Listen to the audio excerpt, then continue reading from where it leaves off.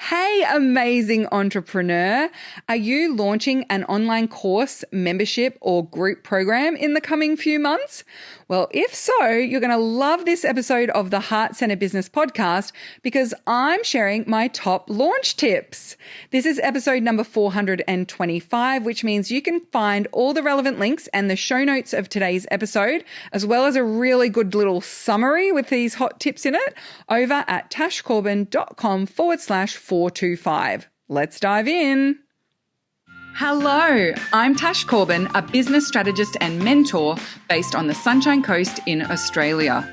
The mission of this podcast is to help heart-centered entrepreneurs to make more money and in doing so, change the world for the better.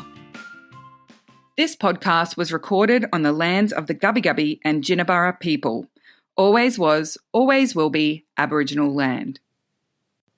I wanted to do a really practical episode of the podcast today.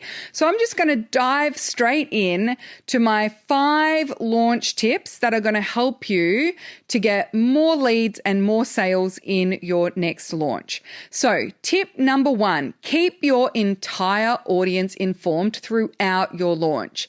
This is a biggie.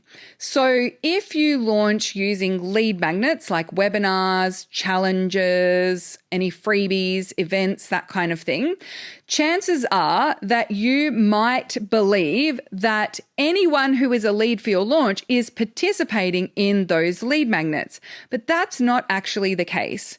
Your entire mailing list are potential leads for that launch. And just because someone didn't sign up for the webinar doesn't mean that they might not be interested in joining your membership. So make sure that you keep your entire audience informed throughout your launch. Don't just send upsell emails to the people who've signed up to the lead magnets. Don't just put the upsell ads in front of people who have engaged with the launch or visited the sales page. Make sure that you are telling every single person in your audience when the doors are open, what the offer is, why your offer is so amazing and valuable and spectacular. You're answering frequently asked questions. You're dealing with common objections for every single person in your audience, not just those who have engaged in the launch or signed up for a lead magnet. For a lot of people, when we are reviewing their launches, I do a lot of launch review in my VIP work as well as in the Leverage and Launch program.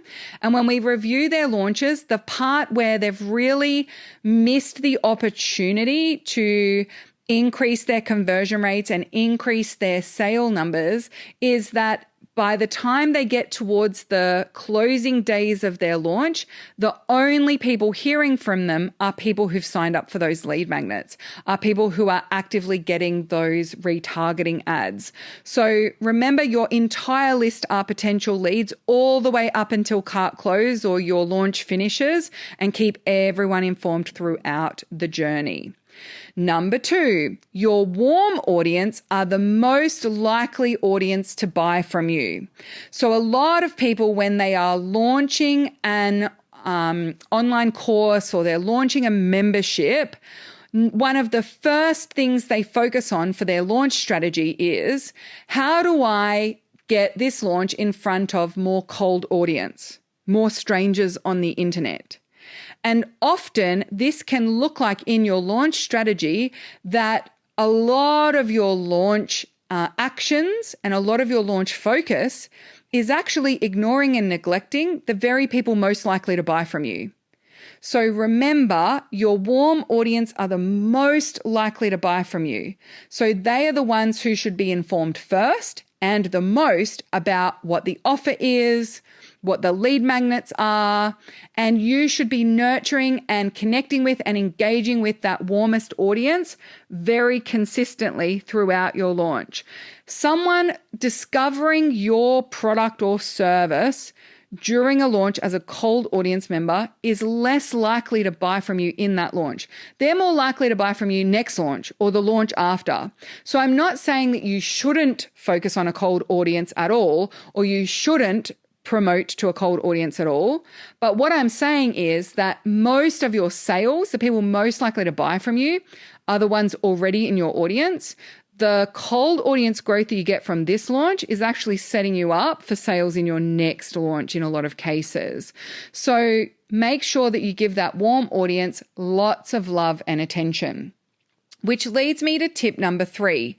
When you're crafting your content and your strategies, focus 80% of your time, energy, and attention on your warm audience and 20% of your time, energy, and attention on your cold audience. So 80% of the strategies you choose are focused on your warm audience. 80% of the content that you write is for your warm audience. 80% of the time that you spend nurturing relationships is with your warm audience.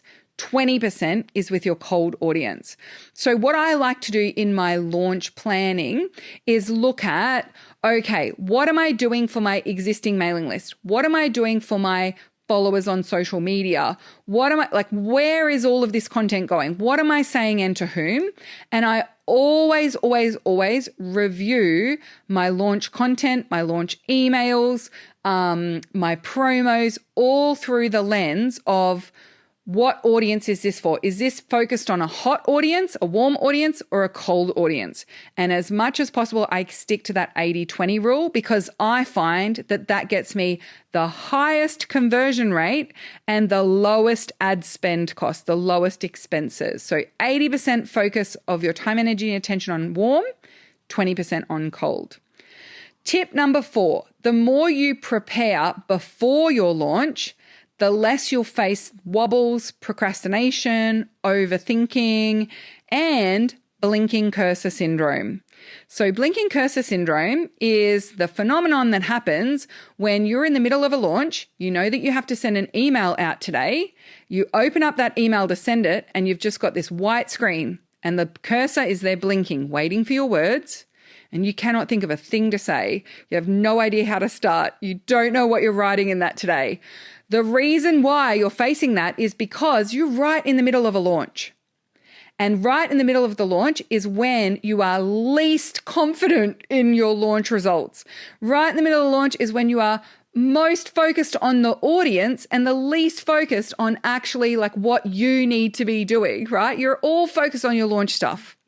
If you pre-write as many of your launch emails as possible, then when it comes to getting those emails out, you don't have to think about that. You don't have to remember that. You don't have to be in writing mode. You don't have to assess, have I covered off on the major objections, right? That can all be done well in advance. And the more that you do in advance, the less your mindset wobbles will take over. The emails that I write in the midst of a launch, if I haven't pre-written them, often reek of desperation, and I can see it when I review them. Now, it's been a lot of launches since I've done this, so, I have to wind back the clock quite a way because I've learnt my lesson from this. When I'm pre-launch, before the launch has even started, before we're even there, I'm feeling so optimistic. I'm feeling so amazing, but I also haven't been like in the face of my audience for a lot, right? Like this is all pre-launch. So I'm not overthinking like, oh, surely people are sick of hearing from me right now, right? I'm not thinking that because I'm not in the middle of the launch. I'm pre-launch. So the more you pre-write, the more that you prepare well before the launch, the less you'll write from a space of desperation, the less you'll second guess yourself and not send the email, right? And the more that you can focus on being present with your audience and those one-to-one follow-ups that are going to maximize your conversion as well. That's where I spend my time when I'm launching. Launching is actually one of the most peaceful, least pressing, least stressful parts of my business. Because when I am launching, I am just showing up and hanging out with people. I don't have any emails to write. I don't have any posts to write. I just show up and be present. That's all I have to do. I'm answering questions. I'm talking to people one-on-one who are considering the program. I'm just floating around, seeing if anyone wants to talk to me. That's it. And so, when I see people who say, oh my gosh, I need to take a week holiday after that launch. Oh my gosh, so stressful, so overwhelming. I cannot relate to that. I just can't. I can't relate to that because my launches are so peaceful and they're so lovely and they're so much fun. And I often block out my calendar during launches like as much as possible so that I can be really present with my launch. So I end up working less hours when I'm launching because I'm not doing like other calls or I'm not I don't have as many VIP clients that week or the week after, or like I'm just flouncing about like with nothing to do. And the more that I do that, the more successful my launches are. The preparation, the writing emails in advance, writing all the posts in advance, as much as possible, getting stuff done in advance means that I'm just really deeply present. I'm just floating around the internet, seeing if anyone has any questions. And then I'm showing up with a very different energy. And that energy is hypermagnetic. So it really contributes to my launch results. So that's tip number 4, prepare as much as you can pre-launch. Now, tip number 5 is actually what to include in your launch emails. So I've got 5 key things that I want you to think about in your launch emails and in your posts as well. But particularly, I just want to focus this one on emails, but like the 5 things that you just need to make sure are covered in your launch emails. Because I've participated in quite a few launches as a potential client in the last few months. And something that I've noticed is that a lot of people's launch emails are so fixated on the deadline, or they're so fixated on the price increase that's coming that they've forgotten to tell me the detail that I need to actually decide whether I actually want the offer or not. So what I thought I would do is give you 5 things to include in your launch emails that I think make a huge difference to the effectiveness of those launch emails in terms of connection and conversion. So thing number 1 to include in your launch emails, a clear value proposition from multiple lenses. What is the value of me buying and completing the thing? And the value of me buying and completing the thing is not just, I will feel more confident. It is not just, I will have written all the copy for my website. That's one thing, right? That's an outcome. What is the value proposition? The value proposition is the gap between before buying and after finishing the course or the membership or whatever it might be, and why that leap is valuable to me. And the value proposition is also something that needs to be looked at from multiple lenses. It's not just one change.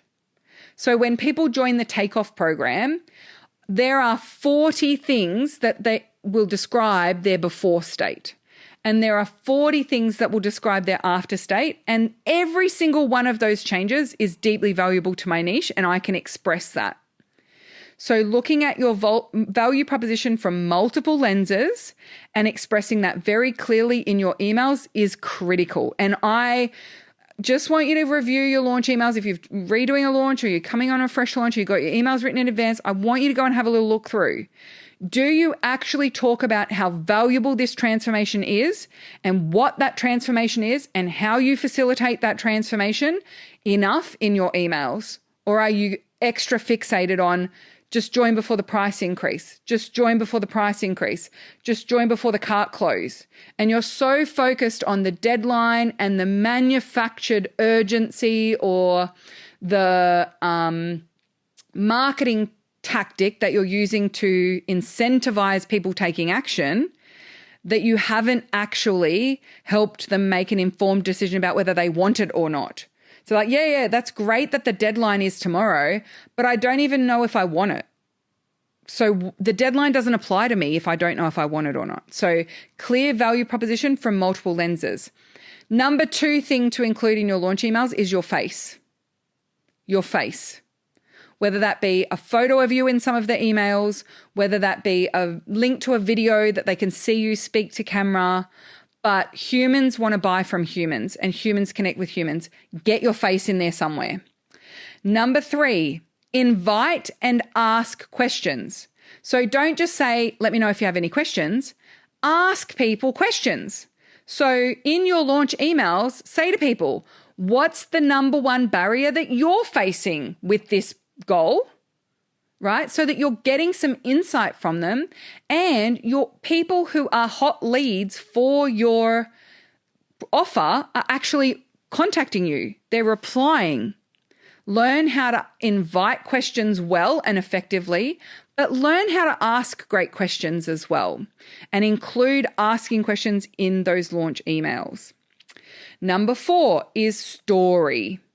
We love stories. Stories carry so much depth, meaning, and connection for us. So if all of your launch emails are just, here's why you should buy, it's an ad, here's why you should buy, here's my ad, here's the benefits, here's what you should buy, here's why you should buy, here's why you should buy, and you're not actually drawing people in, you're not sharing any story, find ways to incorporate some more story into your launch emails. Story is powerful. It creates connection. It creates depth. It creates intrigue. It carries people through. And it also is a great way for facilitating that light bulb moment that people need to have to go, oh, yes, that's why I'm really struggling with this on my own. I'm going to jump in and join that membership. Stories are great for light bulbs. And then number 5 is clarity on your offer and the deadline. So do your launch emails actually make it very clear what's on offer and very clear on what the deadline is? Because I've also just recently missed out on joining a course because I didn't realize the doors were actually closing. I just thought that there was a special offer on the cards at the moment. But I've just found out, like it's a week and a half after the doors have closed, and I've just found out I'm not going to be able to join until the next round, which is like next year. It's 6 months away. And so it was not clear to me that that was actually our doors are closing, you cannot join deadline until after. And I was listening to the person's podcast who said, oh my gosh, we've just closed the doors on my program. So that means, no more students are coming in for another 6 months. And it's been a really fun first week. And I had so much FOMO and I was just like, I can't believe I missed it. I had no idea. And then I went and had a look at the last 2 emails I had read. Neither of them said that the cart was closing. Neither of them said that I wouldn't be able to join. So make sure it's very clear what is on offer and what the deadline is. So that is my final tip, is include all the things you need to include in your launch emails. And those 5 are the key ones that I've seen missing a lot recently. So hopefully you found that helpful. If you would like to go a little deeper in your launch strategy and how many emails do you send? What's a lead magnet? What do you mean webinars, Tash? Well, I have great news for you. Over with the show notes of today's episode, you can grab my launch training. It's absolutely free and you'll find it with the show notes at tashcorbin.com/425. Thank you so much for joining me for this episode. Until next time, I cannot wait to see you shine. Bye for now.